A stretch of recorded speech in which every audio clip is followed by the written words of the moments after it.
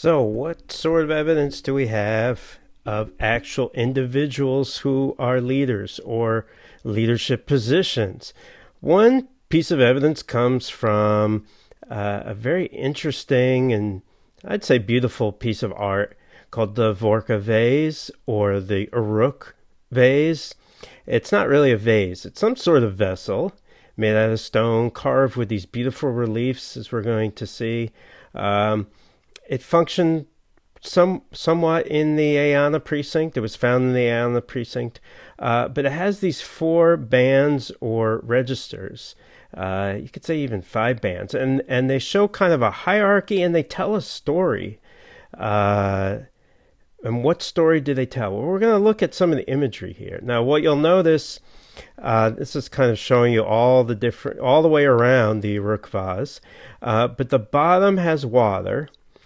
The register here has plants, barley. Then you can see animals. Then you've got people, and you'll notice that the people are facing the opposite way as the animals, and then the people up here are facing the opposite way as these people, and that's probably to give kind of a sense of movement, sort of like a procession. All right, so let's look at some of the imagery. First, I'll point out that it was in the Baghdad Museum, was looted in 2003 during the looting in the museum, unfortunately. Luckily, was recovered and restored, and it's now back in the Baghdad Museum. Okay, so the lower register has water, and it has the barley, and it has the animals, so sort of the basis of the society. And then on the next register, it has a procession of these shaven-headed men carrying vessels and baskets and pottery and things like that. The fact that they're naked, what is that supposed to indicate? It doesn't appear to be sexual. It probably has something to do with humility. They're stripped bare. All their clothes are gone. They're bringing offerings. They're carrying offerings, and the top register shows us what is going on with these offerings. You have some sort of servant who's carrying the kind of the tails here,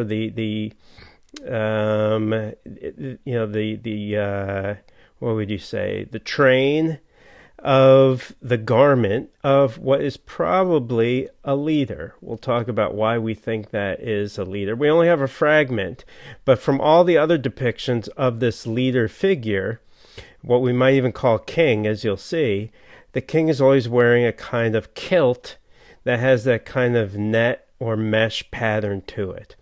And in front of the king is another servant or bearer of a gift of food, and he is presenting that to this female figure who's standing in front of two sheaths of bundles of reeds. Now, these bundles of reeds are the symbols of Inanna. And maybe this is a priestess of Inanna, or maybe it's supposed to represent Inanna herself. They're probably trying to show her standing between these wreaths, and maybe what this is symbolizing is the temple, because inside you have what look like statues of gods. Here's maybe a statue of Inanna with that reed bundle standing on top of an animal. You have a vase or two vases that are the same shape as this Uruk vase. So it's being shown as part of the temple wealth. And then you've got these big containers of food. So what is essentially going on here? Well, what is being shown is essentially the tribute and the surplus of the land being presented to Inanna. And how is it being presented to Inanna? How are people giving food to the goddess? Through her servants on earth and through her house on earth, which is the temple. So it's almost like showing the payment of taxes to the government. And it shows also, some people think, kind of the hierarchy, with the goddess on top and maybe a leader figure on top and the temple on top. Below that, maybe these maybe they're priests or maybe they're other people, and below that, the animals and the basis of the land.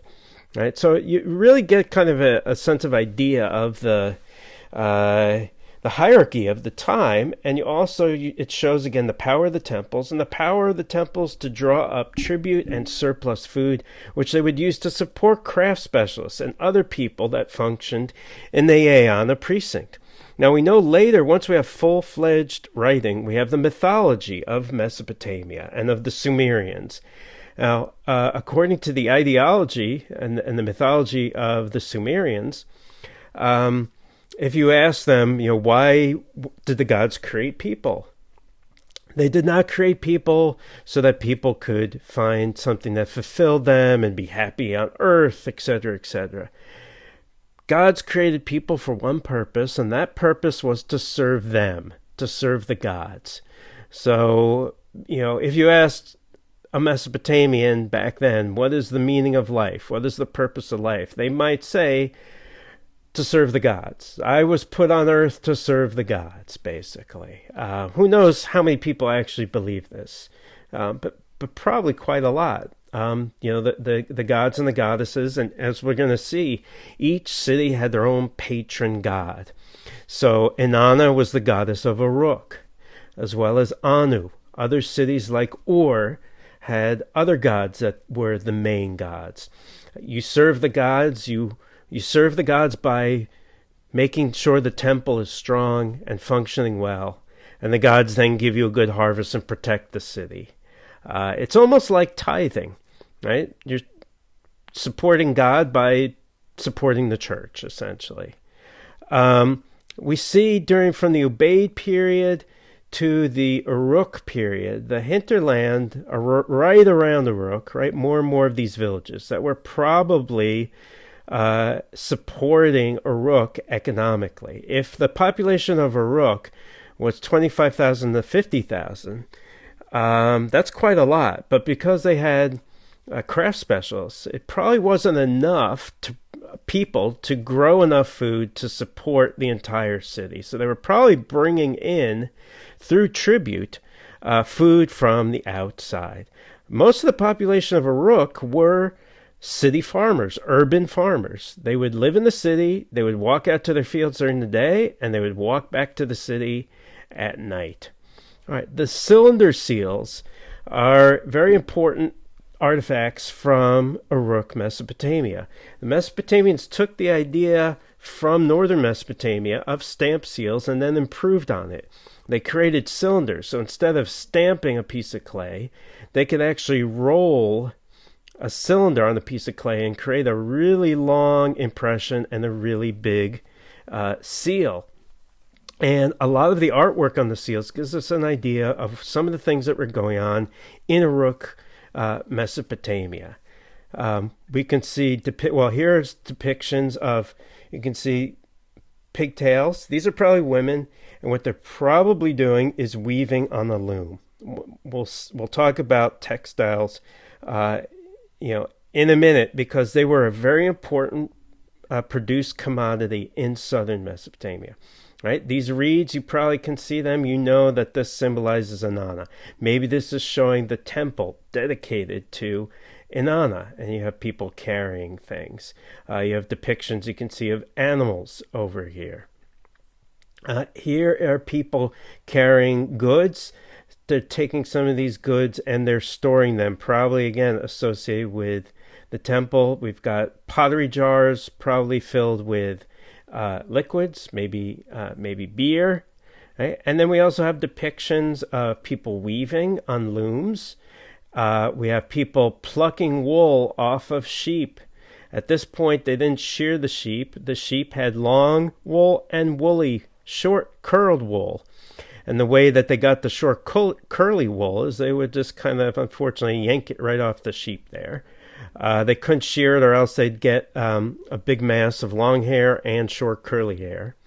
And here they are carrying textiles. Now, again, remember Mesopotamia. They don't have metals, naturally. They don't have stone. They don't have wood. How do they get these things? They have to trade. Well, what can they produce to trade with? Well, they're not going to trade barley. over long distances. As we said before, a good kind of trade good is something that is low bulk but high in value. And barley is the opposite. Why would you be trading barley to people who probably can grow barley themselves? Plus, barley is very bulky, and it would not be worth that much. It would be sort of like trying to buy something today with bags of rice, buying a car in bags of rice. You want to buy a $20,000 car or a $15,000 car. You bring $15,000 worth of rice to buy that car, right? It just doesn't, in terms of transportation, doesn't make a lot of sense. So what else do they have? Well, they've got good land, so they can grow barley, but they also can raise lots of sheep. Now, sheep, again, are not going to be great for trading, but if you produce a very high-quality textile, that is something that is desired. And people in other areas who have metal and have stone and other things will trade for it. So that's probably the major trade good from southern Mesopotamia. Okay, that Uruk vase was found in the Aeana district, and the vase itself is depicting kind of maybe like a ceremony of people bringing tribute food, surplus, to the temple, where the temple again functioned as kind of like, in some ways, a bank, a central storage area, an administrative area, the government, a craft workshop area, etc. Right. Okay.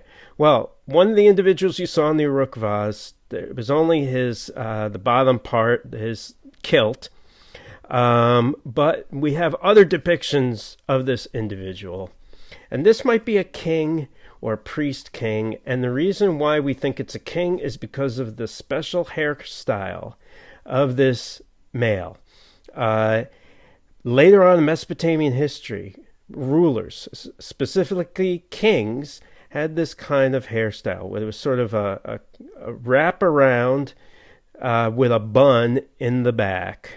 Right? So you could kind of see the hairstyle here and here, and here are some depictions of this central figure. So, it looks like an important individual because they're standing alone and they're doing all sorts of things. What sort of things do we see this king figure doing? Hunting lions. Here's hunting with a spear. Hunting lions with bow and arrow.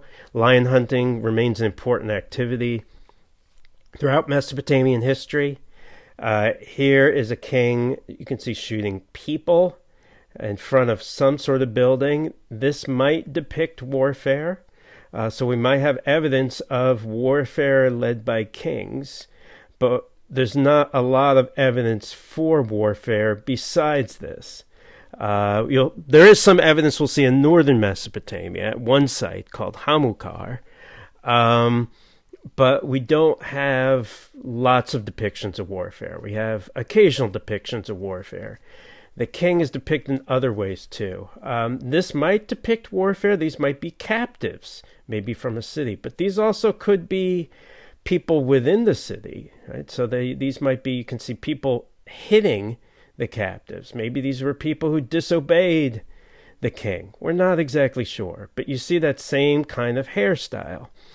Most of the depictions show this kind of priest, king. We don't know exactly what to call him at this time period, but we do know later this individual is a king. We see him carrying goods. We see them feeding animals, so sort of like a provider sort of figure, more so than necessarily a warlord. Right? And we don't have this figure in the Ubaid period. This figure first appears in the Uruk period. So we've got, identifiable leaders during this Uruk period. We have other artwork, as we're going to see. This is a stone vessel, a typical shape for the Uruk period. Also found the Aeana precinct, one of the first early forms of sculpture. This is a bust of a female. She probably had inlaid eyes and an inlaid brow and a wig that would attach to this central area up here. It probably was a depiction of Inanna. We can't be completely sure. Sometimes she's called the Mona Lisa of Uruk. We also have, you can see, made out of stone, which is not again, a material that's found in southern Mesopotamia, depictions of themes that continue throughout Mesopotamian art, wild versus domesticated, or hunting scenes. Here we have a lion attacking these bulls. Depictions of the kinds of animals like sheep and goat that you'd have in southern Mesopotamia. Here's a depiction of a sheep here and of a bull over here. We've got some sort of hero figure. This kinds of hero figures are seen later associated with the hero Gilgamesh, usually depicted as some sort of hero wrestling or taming wild animals. We have depiction here, you can see with those reed bundles of some big reed hall. Maybe this is dedicated to Inanna with sheep and goat. And here you can see those double reeds, symbols of Inanna as well. And again, maybe they are depicting, here's a cylinder seal, and here's that trough, that stone trough, depicting a mudif that we see in southern Iraq today. Okay, one of the last things we'll talk about, one of the other sources of evidence that gives us an idea of what might be going on in southern Mesopotamia are the changing settlement patterns. Right, so let's take a look at the settlement patterns in southern Mesopotamia and try and look at what might be going on here. Right? Okay, now this is southern Mesopotamia. Here's, you can see Uruk. Right, so this is here's Baghdad over here. So this is the southern part of Mesopotamia in the Ubaid period. This is southern Mesopotamia at the beginning of the Uruk period, the middle Uruk period, and the late Uruk period. Now, if we focus on the early Uruk period and the late Uruk period, just focus here on the right-hand side. Here's the early, here's the late. Early, late. What are some of the changes that you notice? For one thing, you'll notice that there's a shift south. Right? There's a shift in where people are living. Certainly, you can see from the Ubaid to the Uruk period, there's a dramatic increase in population. But then as the civilization is beginning to develop, right, before you really have the state, what are some of the changes? Well, people shift south, but what is happening to the number of sites is the number, right? And each site is a separate dot. The size of the dot represents the size of the site.